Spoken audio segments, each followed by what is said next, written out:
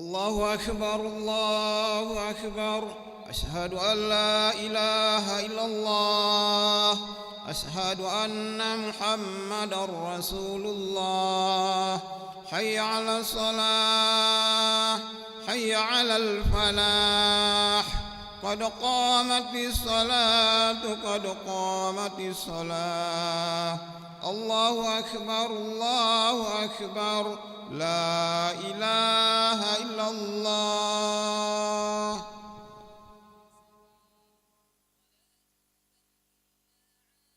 وجعلنا من عباد صالح أهلها. استووا للصلاة رحمكم الله. استووا واعتدلوا تراصوا ولا تختلفوا فتختلف قلوبكم. أتموا صف الأول فالأول وسدوا الخلل.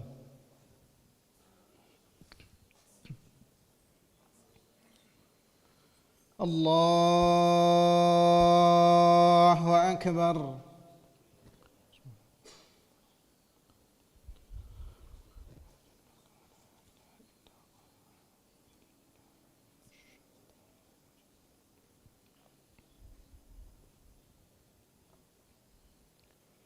بسم الله الرحمن الرحيم.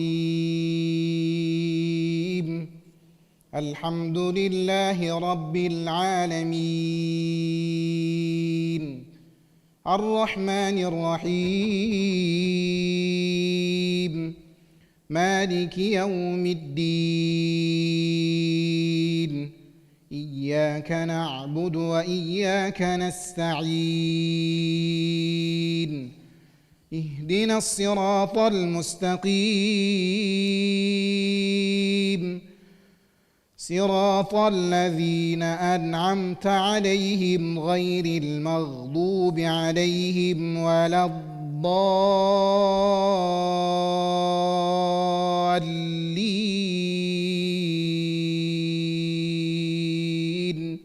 آمين.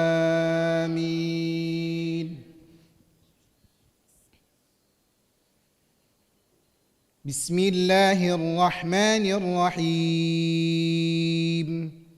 طه ما أنزلنا عليك القرآن لتشقى إلا تذكرة لمن يخشى تنزيلا ممن خلق الأرض والسماوات العلى.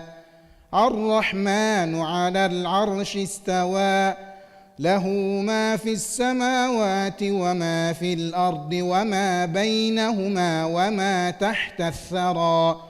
وإن تجهر بالقول فإنه يعلم السر وأخفى. الله لا إله إلا هو له الأسماء الحسنى. وهل أتاك حديث موسى إذ رأى نارا فقال لأهلهم كثوا إني آنست نارا لعلي آتيكم منها بقبس أو أجد على النار هدى. فلما أتاها نودي يا موسى إني أنا ربك فاخلع نعليك إنك بالوادي المقدس طوى. وأنا اخترتك فاستمع لما يوحى إنني أنا الله لا إله إلا أنا فاعبدني وأقم الصلاة لذكري.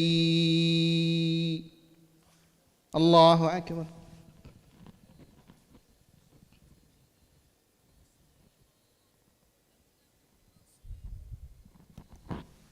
سمع الله لمن حمده.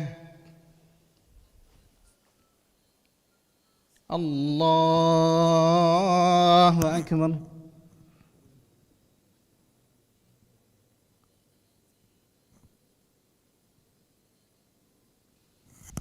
الله أكبر.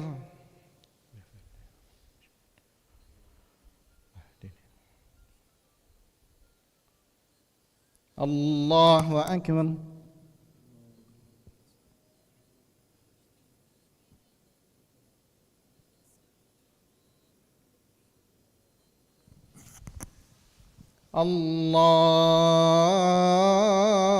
الله أكبر. بسم الله الرحمن الرحيم.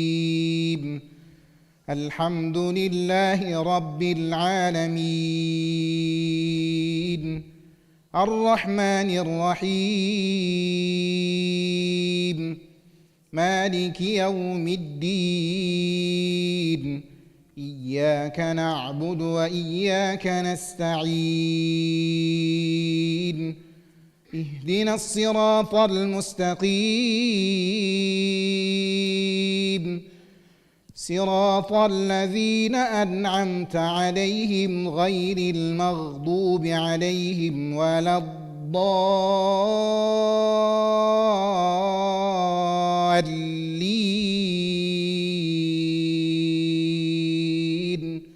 آمين.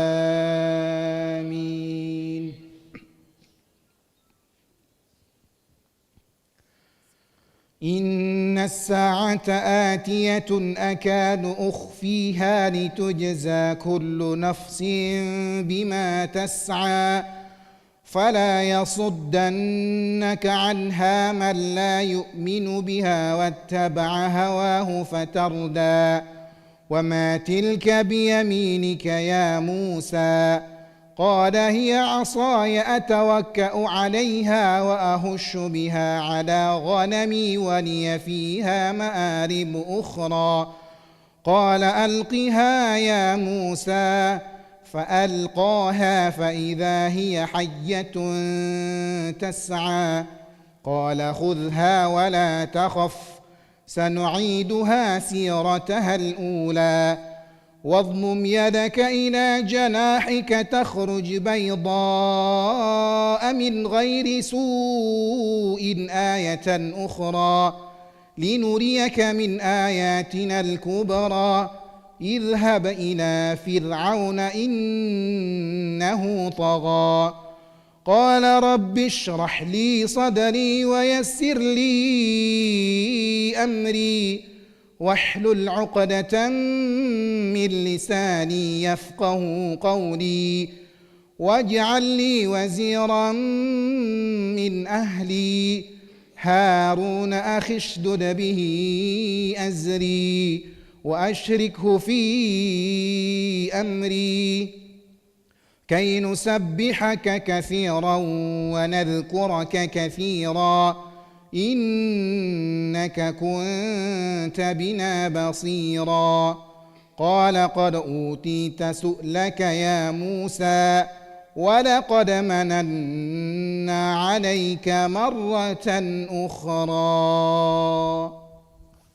الله أكبر.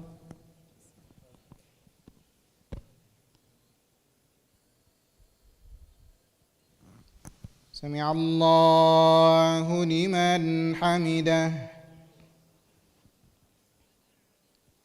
اللهم اهدنا فيمن هديت، وعافنا فيمن عافيت، وتولنا فيمن توليت، وبارك لنا فيما أعطيت، وقنا برحمتك شر ما قضيت،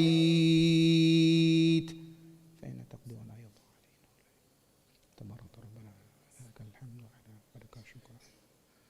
نستغفرك ونتوب إليك. اللهم سلمنا والمسلمين، اللهم انصرنا والمسلمين، اللهم احفظنا والمسلمين، اللهم آلف بين قلوب المسلمين، واقفنا وإياهم أجمعين شر مصائب الدنيا والدين. اللهم سلمنا وسلم المسلمين من الفتن والإحن والمحن. اللهم ردنا ورد المسلمين إلى دينك ردا جميلا. اللهم انصرنا فإنك خير الناصرين. اللهم ارحمنا فإنك خير الراحمين. اللهم اغفر لنا فإنك خير الغافرين. اللهم ارزقنا فإنك خير الرازقين. اللهم افتح لنا فإنك خير الفاتحين. واهدنا ونجنا من القوم الظالمين. اللهم ارفع عنا الغلاء والبلاء والوباء والفحشاء والمحن ما ظهر منها وما بطن من بلدنا إندونيسيا هذا خاصة ومن بلدان مسلمين عامة. وصلى الله على سيدنا محمد النبي الأمي وعلى آله وصحبه وبارك وسلم. الله أكبر.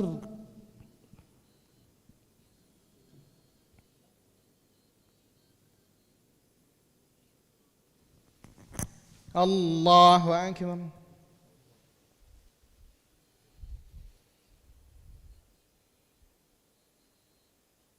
الله أكبر.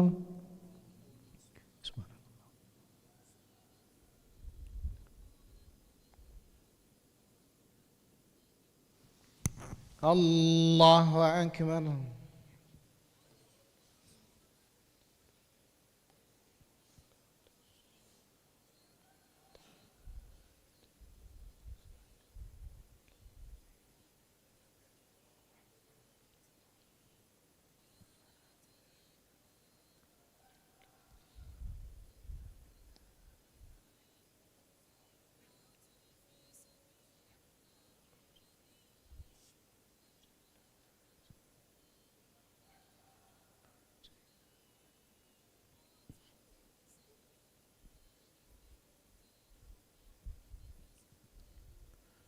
السلام عليكم ورحمة الله. السلام عليكم ورحمة الله.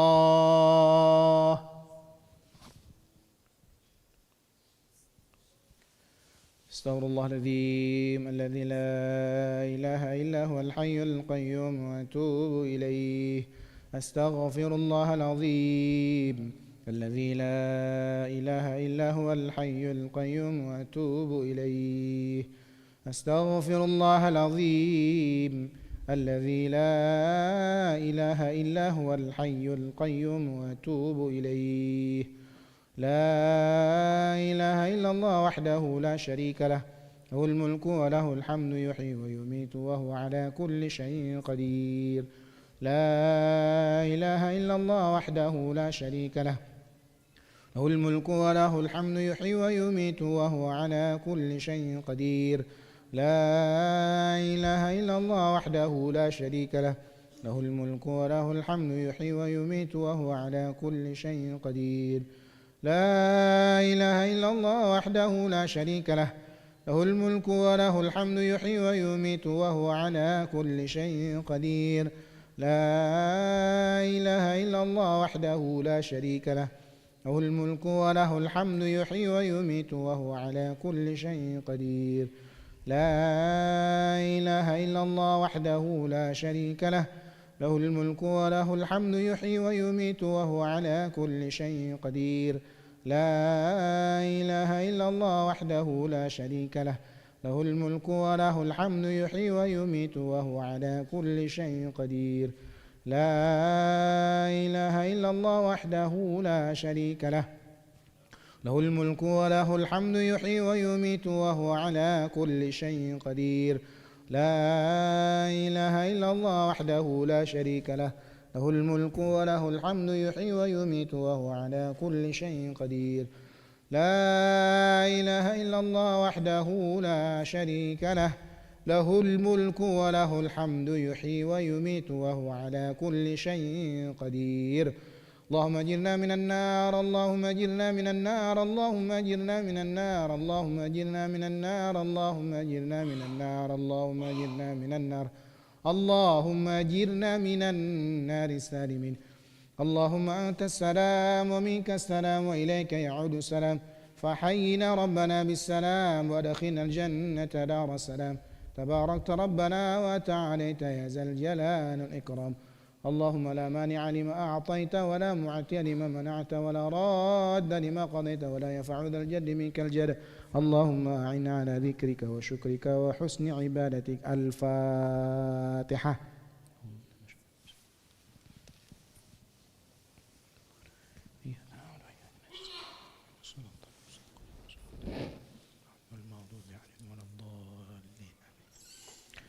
بسم الله الرحمن الرحيم نحمده ونصلي ونسلم على رسوله الكريم أما بعد bab salat berjamaah. An Abi Hurairah radhiyallahu anhu qala Nabi sallallahu alaihi wasallam idza kana yaumul jum'ah waqafatil malaikah ala babil masjid yaktubuna awwala fa awwal wa mathalul muhajiri kamathalil ladzi yuhdi badanah thumma kana alladhi yahdi baqarah thumma kabasha thumma dajajan thumma bayda fa idza kharaja al imam tuwaru sufufahum wa yastami'una adh-dhikr rawahu al-Bukhari. Dari Abu Hurairah radhiyallahu anhu, ia berkata Nabi sallallahu alaihi wasallam bersabda, apabila hari Jumat tiba, para malaikat berdiri di pintu masjid untuk mencatat orang yang datang pertama kali dan orang-orang yang datang selanjutnya. Perumpamaan orang yang berangkat pagi-pagi seperti orang yang berkurban seekor unta, kemudian setelahnya seperti orang yang berkurban seekor sapi, lalu seperti orang yang berkurban seekor kambing, lalu seperti orang yang berkurban seekor ayam, lalu seperti orang yang berkurban sebutir telur. Apabila imam sudah keluar, para malaikat melipat lembaran catatan mereka dan mendengarkan khutbah. Hadis riwayat Bukhari. An Nabi Yazid bin Abi Maryam radhiyallahu rahimahullah qala lahiqani Ibayah bin Rifa'ah bin Rafi' wa ana mashin ila al-jum'ah faqala abshir fa inna khutaka hadhihi sabilillah sami'tu Aba Abbas radhiyallahu anhu yaqul qala Rasulullah sallallahu alaihi wasallam man tabarrat qadamahu fi sabilillah fahuma haramun 'alan nar rawahu at-Tirmidzi.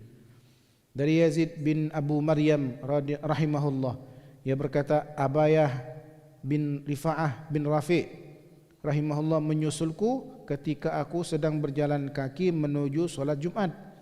Lalu ia berkata, bergembiralah kamu karena langkah-langkahmu ini termasuk fi sabilillah. Aku mendengar Abu Abbas radhiyallahu anhu berkata, Rasulullah sallallahu alaihi wasallam bersabda, barang siapa kedua telapak kakinya terkena debu di jalan Allah, maka kedua telapak kaki itu diharamkan atas api neraka. Hadis riwayat Tirmidzi. An Ausin bin Ausin Ats-Tsaqafi rahimahullah radhiyallahu anhu qala sami'tu Rasulullah sallallahu alaihi wasallam yaqul man ghassala yawmal jum'ah wa ightasala thumma bakkara wa ibtakara wa masha wa lam yarkab wa dana min al-imam fastama'a wa lam yadghu kana lahu bikulli khutwatin 'amalu sanah ajru siyamiha wa qiyamiha. Rawahu Abu Dawud. Dari Aus bin Aus Ats-Tsaqafi radhiyallahu anhu, ia berkata, aku mendengar Rasulullah sallallahu alaihi wasallam bersabda, barang siapa mandi sebersih-bersihnya pada hari Jumat, lalu berangkat pagi-pagi benar dengan berjalan kaki tanpa naik kendaraan, lalu mendekat kepada imam, mendengarkan khutbahnya dan tidak berbicara, maka dengan setiap langkahnya ia mendapatkan pahala puasa dan solat malam selama 1 tahun. Masya Allah.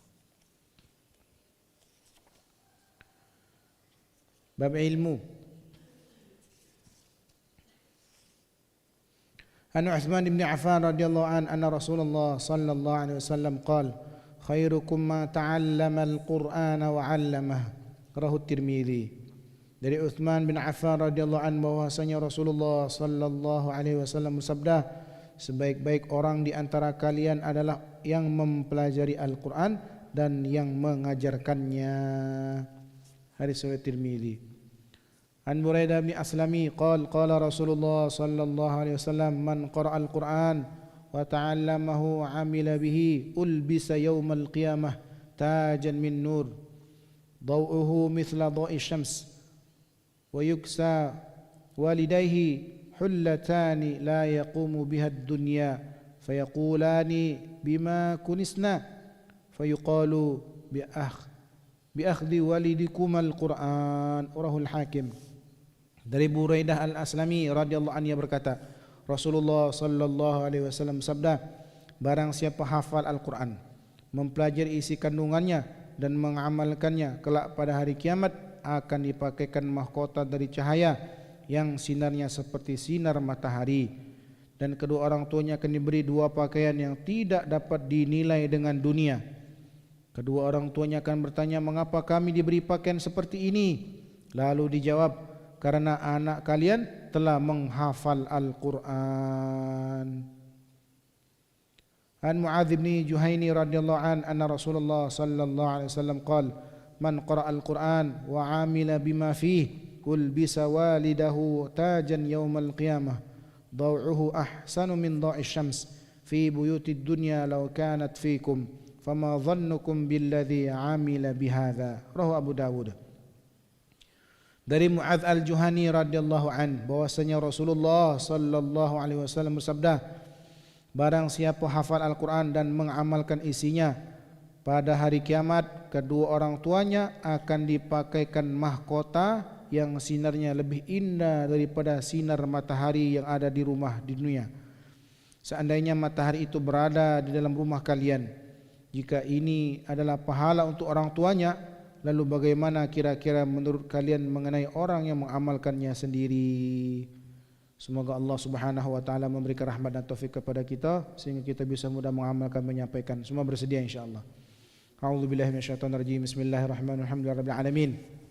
Wal 'aqibatu lil muttaqin wala 'udwana illa 'alal zalimin. Allahumma shalli wa sallim ala sayyidina Muhammad wa ala sayyidina Muhammad fi kulli lamhatin wa nafasin bi'adadi kulli ma'lumin lak. اللهم اجعلنا من الذين يستمعون القول فيتبعون أحسنه. اللهم افتح لنا فتوح العارفين وألهمنا إلهام الملائكة المقربين وارزقنا فهم الأنبياء والمرسلين. اللهم فقهنا في الدين وعلمنا تأويل واهدنا إلى سواء السبيل. ربنا زدنا علما ربنا زدنا نورا ربنا زدنا تقوى ربنا زدنا ورعا ربنا آتنا من لدنك رحمة وهيئ لنا من أمرنا رشدا. ربنا آتنا في الدنيا حسنة وفي الآخرة حسنة وقنا عذاب النار. وصلى الله على خير خلقه محمد النبي الأمي وعلى آله وصحبه وسلم. سبحانك اللهم وبحمدك أشهد أن لا إله إلا أنت أستغفرك وأتوب إليك والحمد لله رب العالمين. تقبل الله منكم. صلى الله على